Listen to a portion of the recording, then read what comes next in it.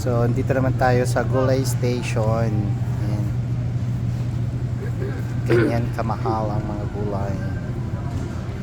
Per pound lang yan ha. Per pound.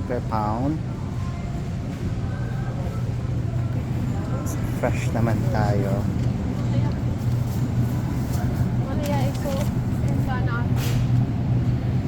Chicharo. Magkano? Asparagus. $3. Ay ano. Celery stick. Yan ang stick. $3.99. Brussels sprout. Ay ano, pakko. Fern. Ito yung tawag fern. Ang mahal ng fern na yan.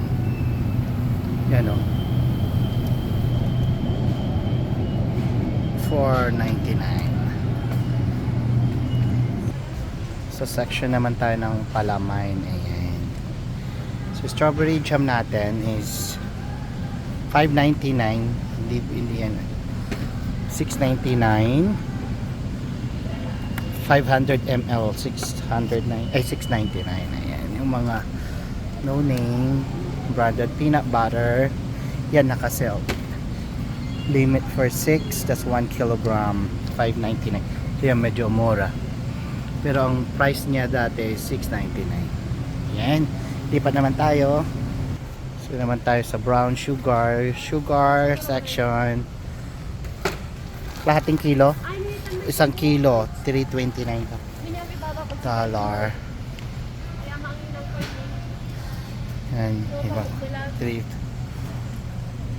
And yung ibap naman dito, yung isang piraso is $2.79.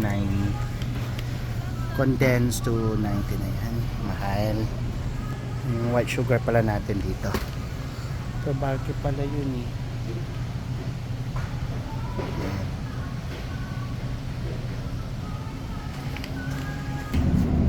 Yan. And dito tayo sa meat section, mga beef.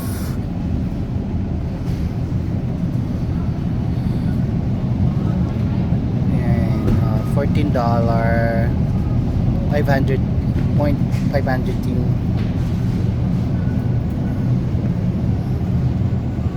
Ito $20 na yan, no?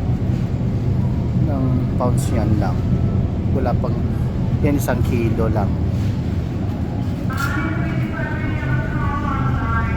Ground meat $7.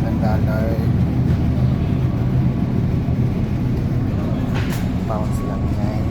Tara naman tayo sa detergent section, di ba? Paiba-iba na. Panglinis ng mga plato. So isang piraso lang yan. Clear out $2 per piece. Ayun, ito medyo mura. $2.94. Ayan. Ibang mahal. Yung sunlight na lang $3.90.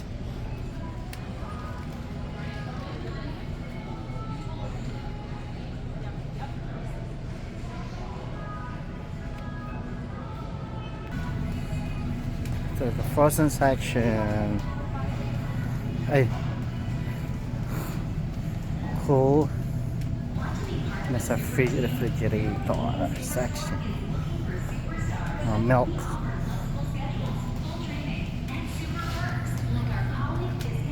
ibang bilis lang, mag-apura kami kasi pasok na si sister ng 4 o'clock mag-train na sa pork section. Iba halo-halo kung saan ako pumupunta. Drumstick 17 bucks.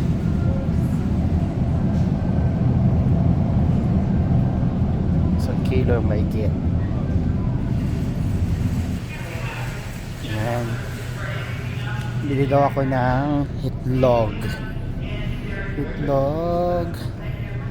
Tapos milk. So hanggang dito na lang, hindi ko na mahawakan. Marami na ako bitbitin.